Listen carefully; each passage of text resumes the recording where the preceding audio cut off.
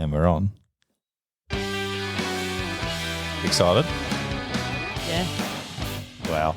Doesn't sound excited in the least. Enthusiasm. But this is our jam. We've got our music on. We're loving it. I like this. Yeah, I love Yeah. it. Buddy checks, mate. Buddy checks. We're rolling. Oh, jeez. Yeah, I thought we're I all hadn't set. pressed the button then. I was nervous. We got that good old mate creeping in the corner. He's all right. We've got 3+1 today. Yeah. Yeah. The hat's with us. The hat is here. So we have something a little bit different today, Burso, something new territory for you and I. Welcome Jess Taylor to the Imposter Podcast. Thank you. Thank you for having me. Oh, geez, that's a terrible start. Hang on.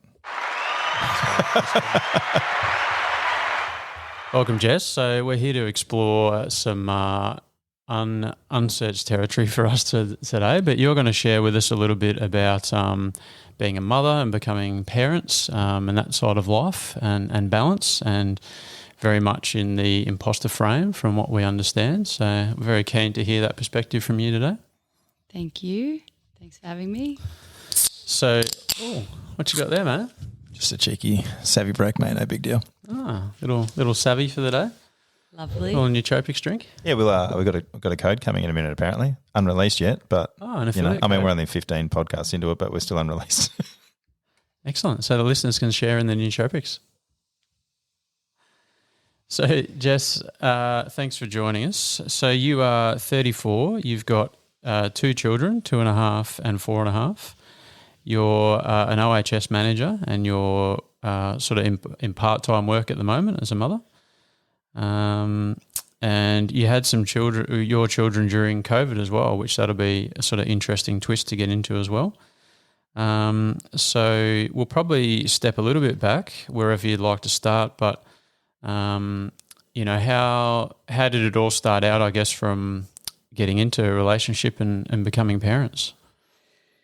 So basically I met my husband, and within a very short time frame we fell pregnant with our first child.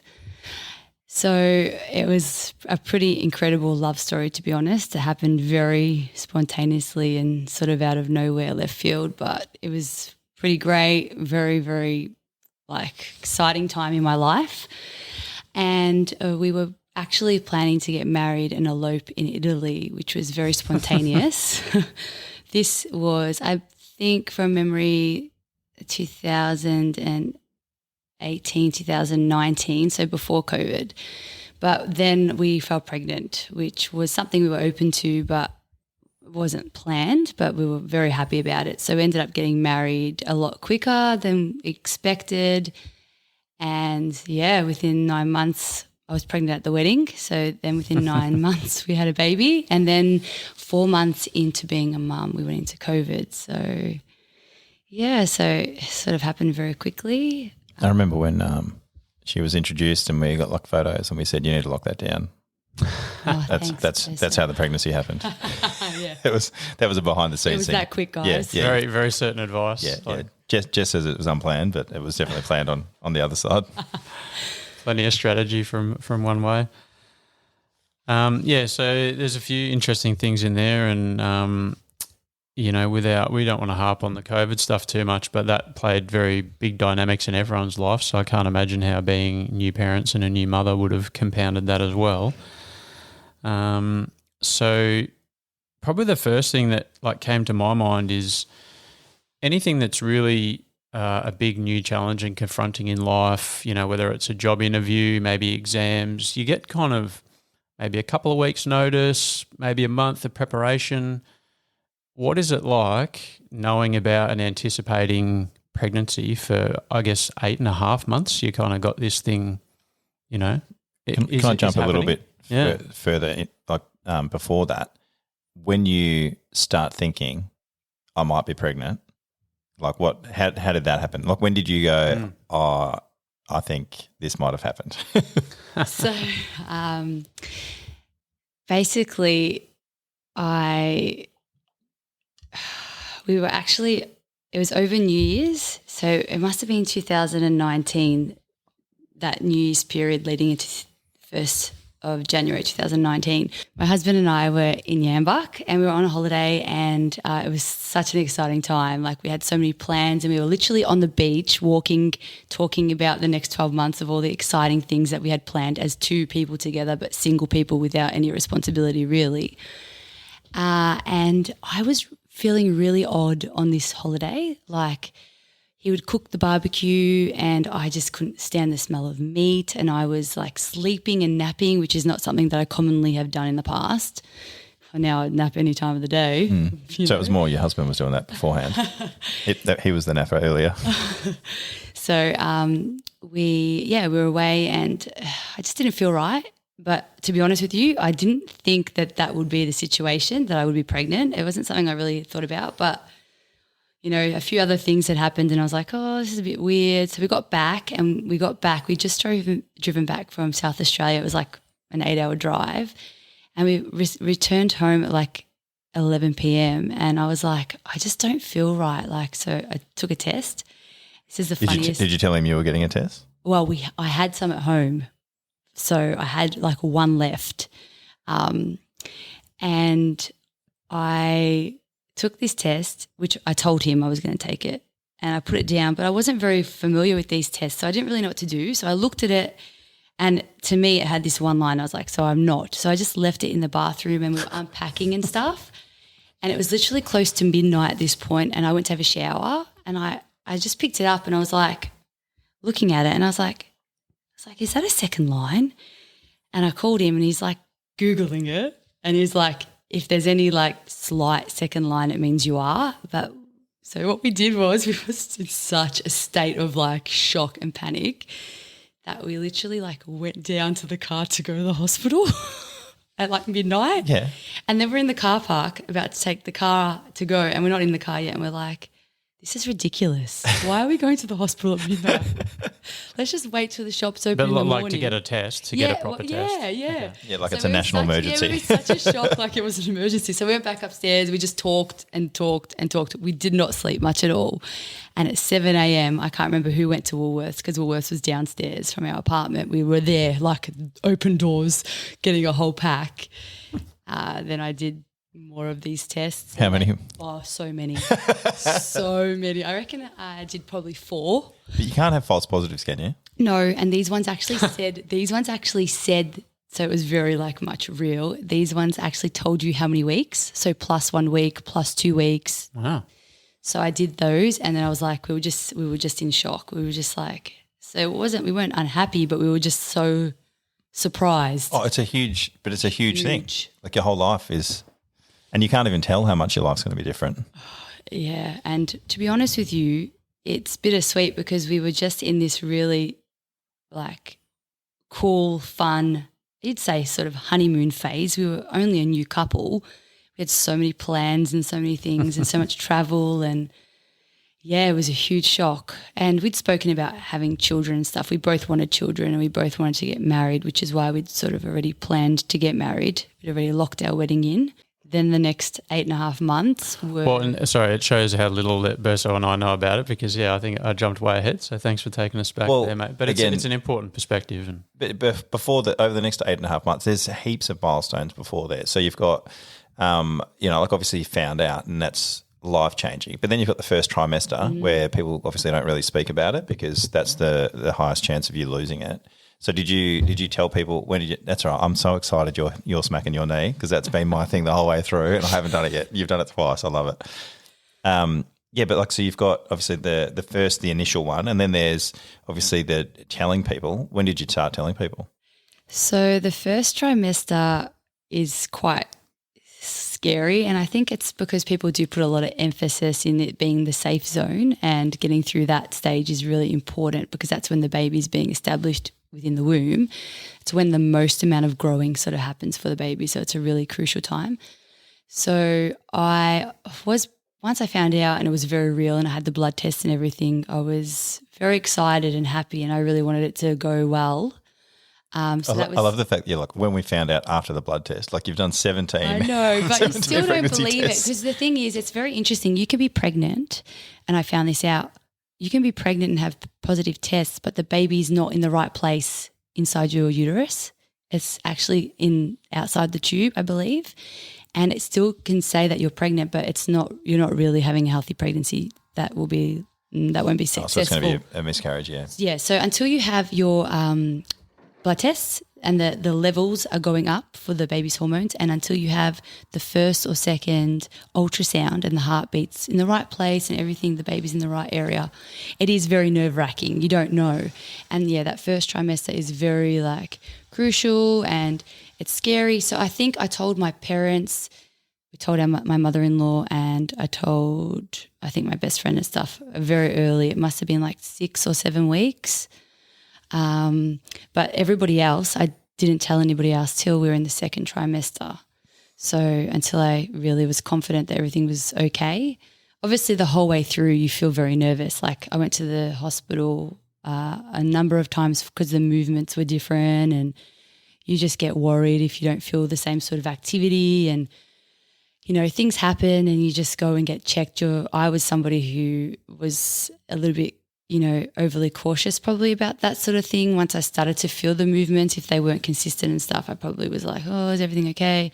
But everything was fine. I don't know that you're overly cautious. I'm pretty sure everybody that has their first baby is probably just as cautious, if not, you never have helicopter parents for their second and third, the first one, True. It's what's going on, what am I doing? The third kid, they're like, yeah, stick the knife in the toaster, I don't care. I've got the short circuit thing on after the first 2 kids, doesn't bother me.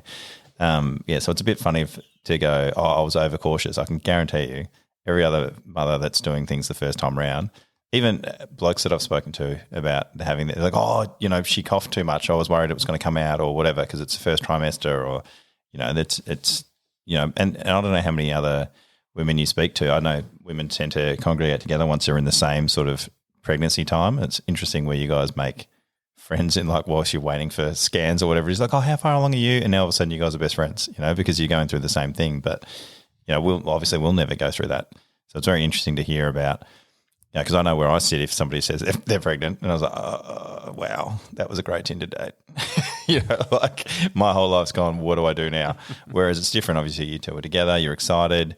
But then the trimester where the first one going through, where the nerves are through the roof, and then and the change of emotions must be, and I can't fathom people that have miscarriages where they go from their life's changed by hearing they're pregnant, now your hormones are changing, and then you go from I've accepted it, now I'm super excited about it, and now it's gone again.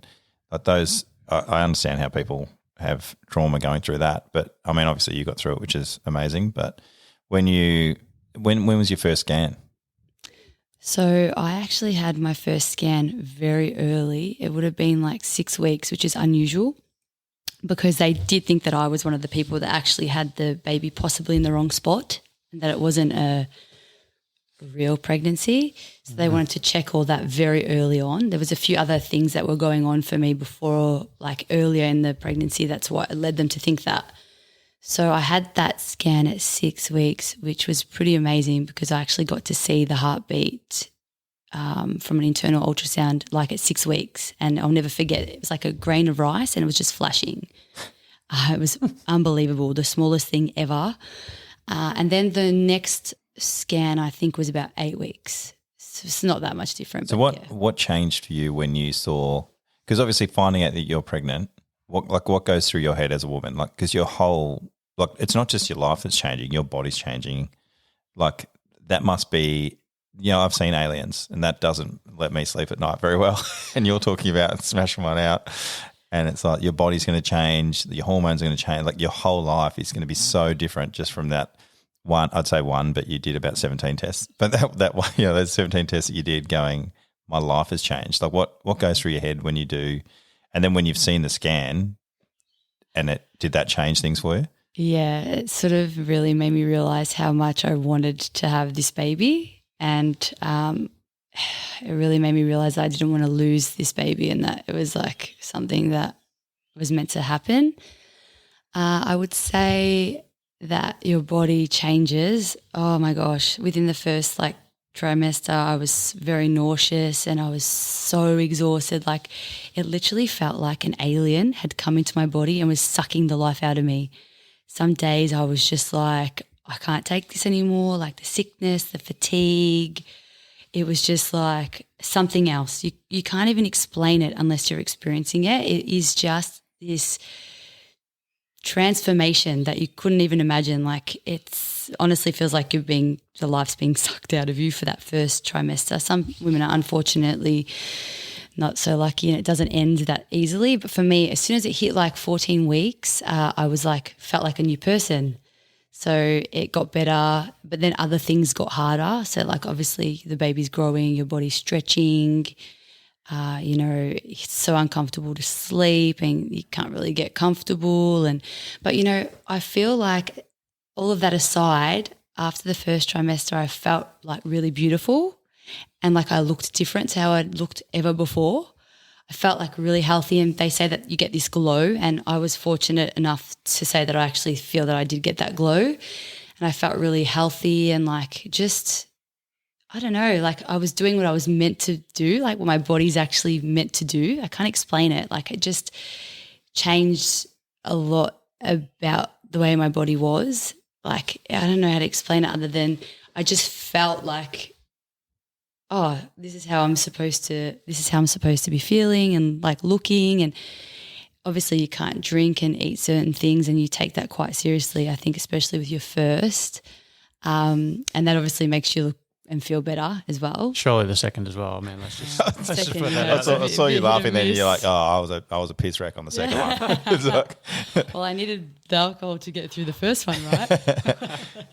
so I'll just jump back. So at the 6 weeks and you saw the heartbeat, that's when you're like, yep, I'm in, I'm committed, I'm all about this, and I'm happy with it.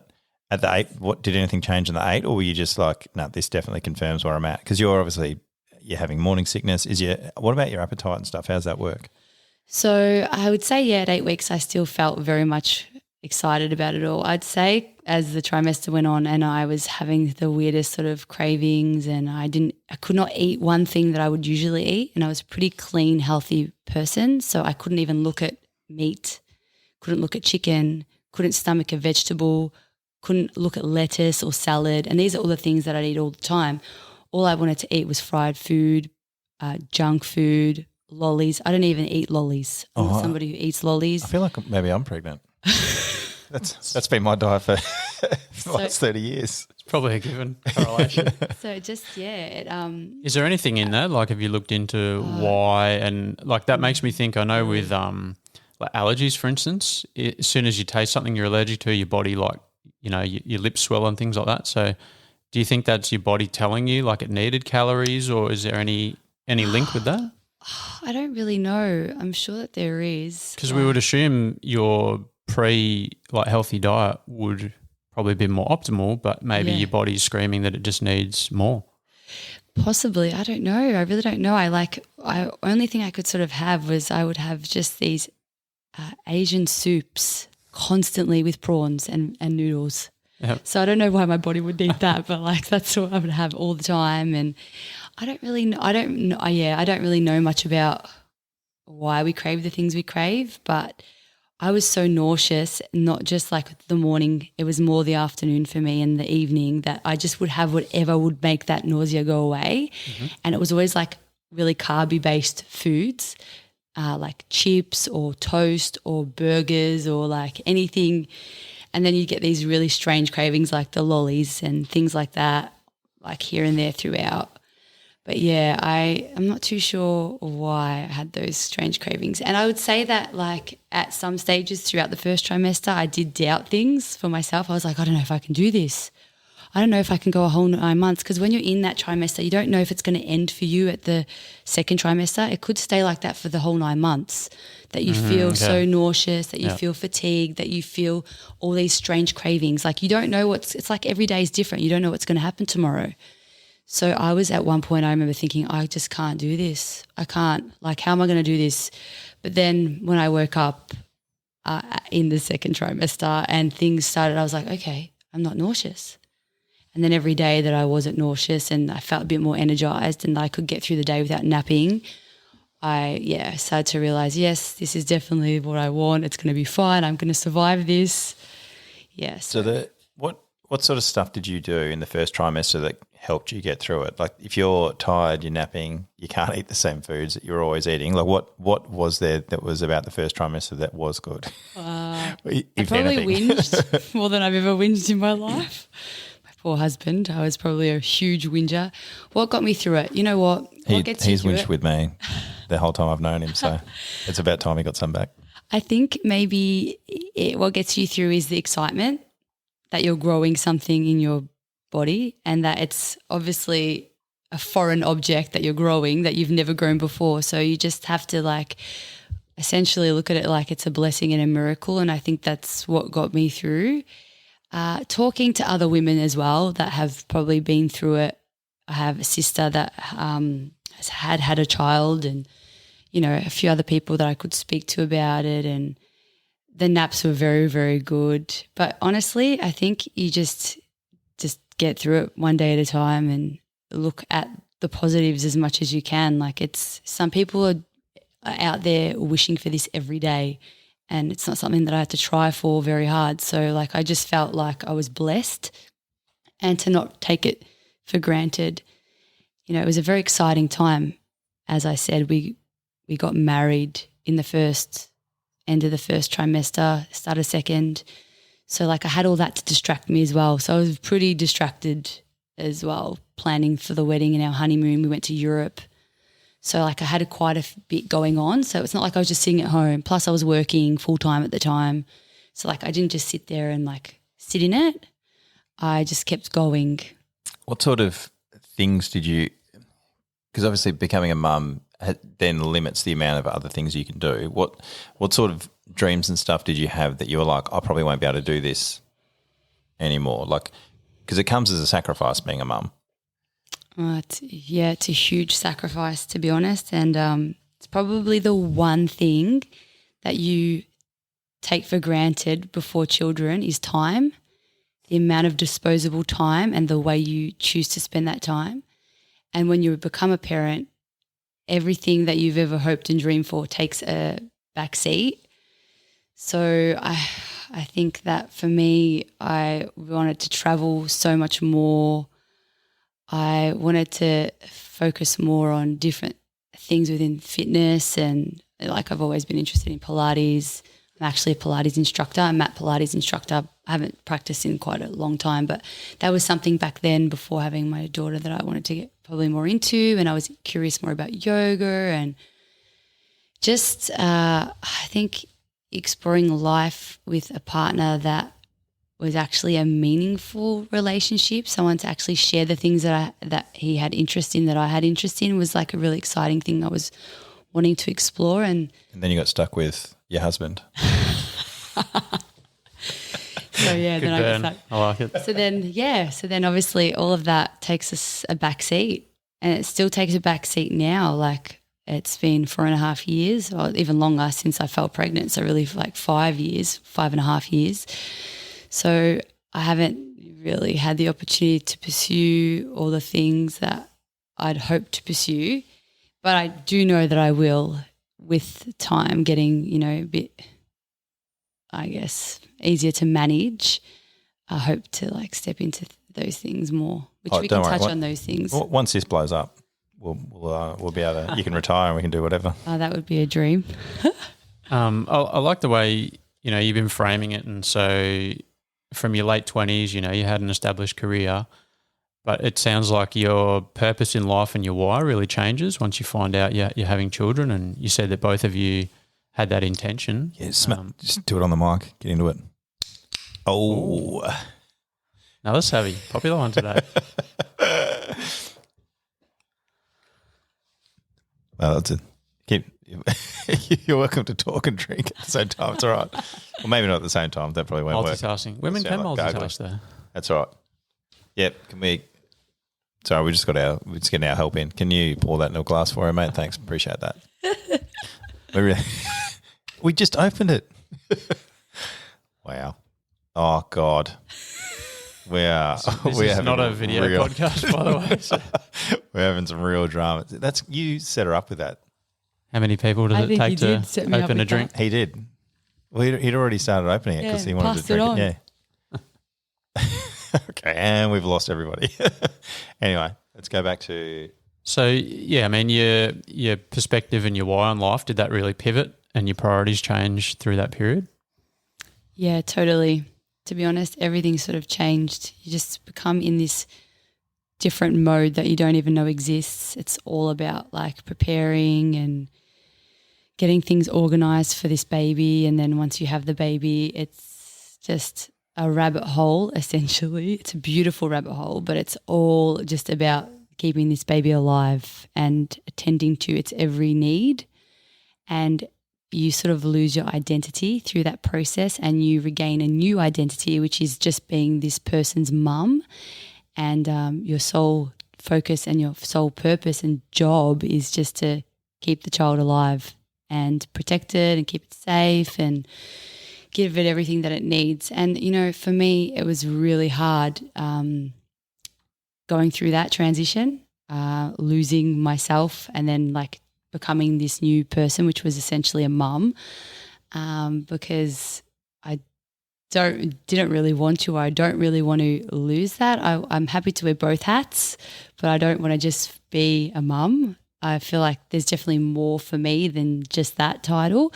So going through that and being one of the only people in my friendship circle like was a bit challenging, and then add COVID on top of that for 2 years, I really felt quite sort of lost. But it is a beautiful time and it's a really special and sacred time, but I don't think you can ever be prepared for the amount of time that you lose for yourself and your own dreams and your own hopes. And when something happens so out of nowhere, like my pregnancy, and you're not really trying and prepared for it, I think that just adds another layer of, whoa, like this is a lot. Yeah. So. You know what's interesting about this is like, even though, and it's probably not going to be a great analogy, but you know, like you've gone from just living your life normally, and it's like when people wake up and they've got like meningococcal, or they have a car crash and they lose a hand or whatever, like your whole life is just changed in the click of an instant and it'll never be the same again. And then, you know, like somebody loses a hand, their identity goes to now I don't have a hand anymore, and they have to change. Like we've had blokes sort of lost limbs and stuff overseas and they focus on the fact that they've lost a limb or whatever, and then that becomes their whole life. And some people adapt and overcome, and then they become keynote speakers, they do whatever, and then they actually grow to be, you know, or they go be Paralympians, or they do whatever, and they use that experience to then grow and become a lot more. They're still them, but they become a lot more than they were. But other people focus on it, and then that becomes their whole new identity, and they lose what they were beforehand. So it's interesting that, and I mean, I know you've created a life, so it's a bit different than a negative experience of losing an arm. But it's interesting to see the same dynamics on mental headspace where you make a decision to I don't want to lose who I was. I am Jess. I am also a mother, and it's the same as a lot of people when they leave the army or they leave first responders or whatever. It's like that's their identity. They bought into that, and then that's all they were. So when they leave, they're like, well, who am I? I've lost all my friends. I lost this. I lost that. I don't know who I am anymore. So the fact that you're already focused on being, you still want to be Jess, you still want to be the same person you were before is, I think, something that people need to focus on is retaining themselves instead of just going 100% all in. But that must be hard as once you found out you're pregnant, like that's everything you're doing.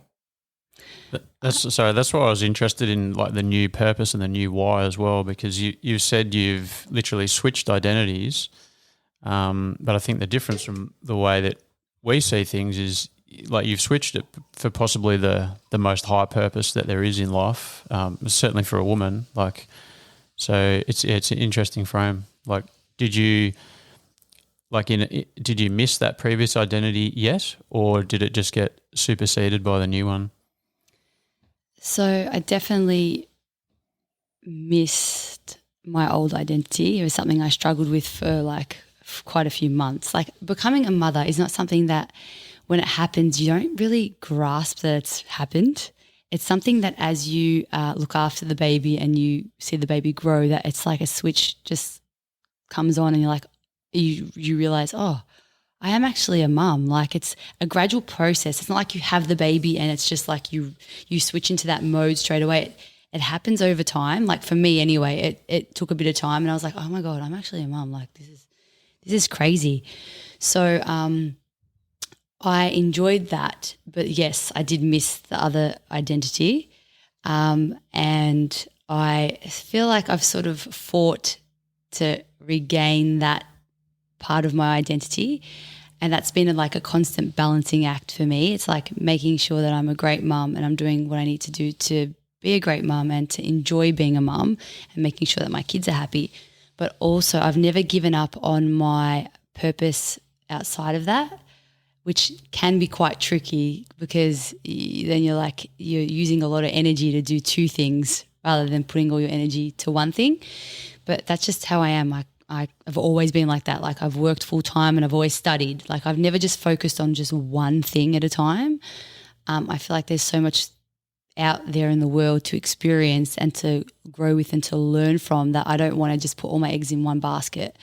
So yes, I did miss my identity when I became a mum and I did love my new identity, but I have worked on having the time to also focus on the other side of my identity, which I guess it's not the same as my old identity. Like it's not. I'm a mum and now I'm this person that I am because of my old self, but because of becoming a mum. Like your whole perspective changes and the things that you're interested in change and you become a lot more aware of the world you live in and things like that. So, yeah. Sorry, we'll jump back to we're just like, what? We need a sound effect for that if we're going to jump back, right? Oh, yeah, hang on. So back to the first trimester. So at which point is this the only word you know, first trimester? Or are we just going to be? Well, the trimester is actually 3 because it's got try in it just before you get smart. So you are going to... Are we going to fight about this? So we go back to, well, they're quite different periods that are going on. And actually, there's no more periods during that time. But anyway, but so, when you were saying you went from the first one to the second, and that's when things started to settle for you, is that when you started thinking, because it sounds very much like during the first one, you're just like, what's going on? And at any stage, this could be over. I'm feeling sick. This is, what am I doing? Things are terrible. Like during the second one, like how far into it, you reckon about 2 weeks into it, you started thinking, no, I can do this? Probably maybe, I reckon at around 16, 17 weeks. Yep. So, and is that when you just started embracing it and you were radiant, you had a glow and all that sort of stuff? From there, it just went up each day. Each day you become a bit more comfortable with it. You start to notice that you're growing. Initially, for the first 3 months, you don't really see that much change in your body. So then you start to notice, I've got a bump. Yes, you become a bit more, by that point, you know you're pregnant and you're a bit more like you've been through the sickness and you're like, okay, yep, this all makes sense. So I think that's when I started to become, more comfortable and sort of I started to enjoy the pregnancy more is what I would say. And then the bigger you get, I don't know, it's strange. You sort of feel more sacred and beautiful, like because you're growing new life and people will like treat you differently, which is really lovely. Did you get, and I don't know what it is, but you see a pregnant person, you're like, you want to touch their belly. I don't know if it's like a weird Buddha thing where you want to rub their head or whatever. But true. It's like, you do want to. Yeah. I've heard it said like the community gets around a pregnant woman. Like is that kind of the way you experienced it? People would say hello to you that would grease you off as they walk past in the morning. So strange. Like the same people that you'd noticed grease you off before. Yeah, well, they just like turn away and never give you a smile and they'd be like, hi. And you're like, you forget almost that you're pregnant because you're like, are you talking to me? Like, look behind you like, who's behind me? Oh, you're talking to me. Oh, hi. And like I would notice I get the tram sometimes to work and no one would ever give you a seat before. Now every second person's like, oh, you can sit here and okay. And like everyone asks you how far along you are and at work people would want to rub your stomach all the time and can I touch it? And I'm like, yeah, you can rub my stomach, yep. For good luck, I'd make that comment. Rub it like Buddha for good luck. People ask that. It's so weird. Okay. Look, mate, there's been that and I've had that conversation. Do you ask this? Yeah. Okay. And I know it's weird, And I know it's weird asking it, but I'm like, help it. yeah, I was just like, do you, and they're like, you want to touch my belly, don't you? I'm like, yeah. It's weird because you wouldn't rock up and just go, can I grab you on the bum? You know, like, I mean, you should always ask before you do that, boys, but. I'm the same though. If I see a pregnant person that I know, I'll be like, oh, can I just touch it? It's just like you want to just rub it. Have you touched a pregnant belly out? I don't think I have, no. Oh, wow, you're missing I out. probably would remember. Yeah. Yeah. Just, do you have a theory on why? Like, you're growing new life, but why do people change their engagement with you because of that? I just think that if you go back in history, like a pregnant woman is like so sacred and so special, and they're bringing in new life, and it's like a blessing essentially. Like you're a blessed person. Like how lucky are you? And it's a blessing. This thing you're growing is the most innocent, like pure thing ever. And I just think people gravitate towards that. Makes them happy, makes them forget that the world is miserable at times, and like it's something beautiful to see. I don't know. That's just my theory. So it's something instinctual that's programmed in us. Yeah, 100%. I think you're right with the purity thing. It's literally something that's never committed a sin yet. That's right. It's like there's so much hope. There's so much purity that it could be anything. I think it's just weird. Like I'm not spiritual, but when you get around pregnant people, it's weird because it's like they're literally creating life. You know, like you go and meet a footy player and everyone's like, oh, remember when he kicked that goal? That's got nothing compared to actually making a new person. And just on touching bellies, it's not what I thought it was going to be, right? Like because when like earlier on, they're a bit, it's soft, but then like later when they're about to like happen, it's hard. It's so like hard. Yeah, you can almost feel their organs if you press hard enough. On the belly. Well, yeah, I'm not into actually feeling the whole baby. But and then you feel them kick. Yeah, and you're like, you know, and like it's obviously not my kid, but I've felt babies kick before, and it's amazing.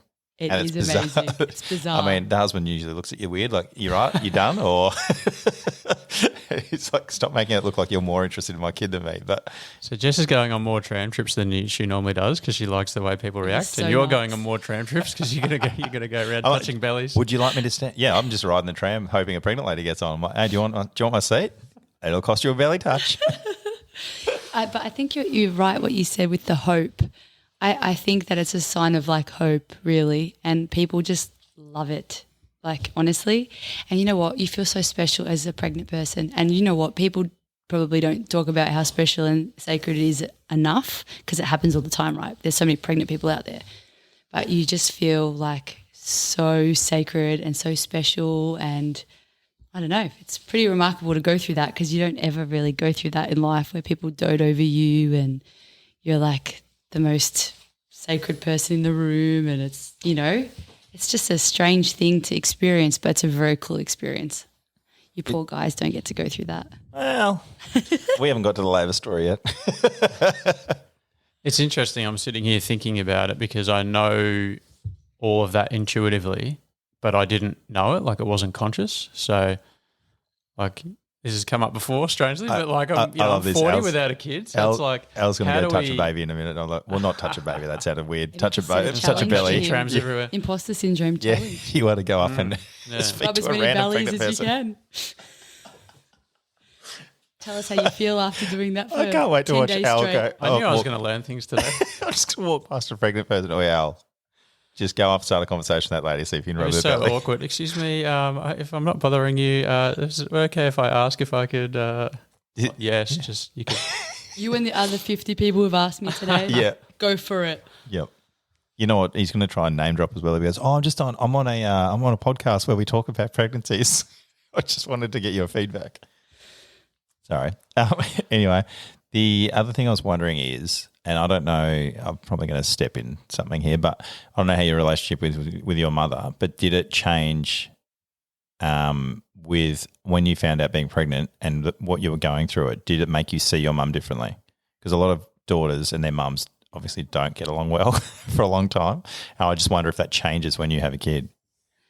I think with my mum and I, it actually probably brought us closer. We've got a very good relationship, but it definitely brought us closer. Sharing that with her was pretty special. It actually makes you realise each day that you go through, not just pregnancy, but being a mum, like how hard it probably was for your own mum, like just being a parent and navigating life, trying to, work and keep your own life, but then raising kids. So, yeah, I think it brought us a lot closer. And my mum actually was in the birth of my son with me, and that was one of the most remarkable experiences to have her in the room with me. That, again, brought us closer, and I think it created quite a special bond between her and my child that she watched come into the world. So, I think definitely brought us closer. She'd come over when I was pregnant with my first, and she'd cook with me on the weekends and help me prepare food and like just help me with things like that. And those times that you're together, I guess it's really nice bonding. Whereas if I wasn't pregnant and needing that help at home, probably would have been out doing something else and not spending that time with her. So it did bring us closer. I was a bit worried to tell like my parents and my sister and stuff. Like initially I didn't know how they'd react, but their response was really, really positive. And it definitely brought my mum and I closer together, I think. Just thinking, do we want to tap out now before we get into the pregnancy story? Make more for myself and Al. The birthing story. The birthing explosion, et cetera, et cetera. I'll cut it away there and then we'll come back. Sounds good. We'll be back for part 2. Very exciting time. We'll have to set up all the cameras, change everything around.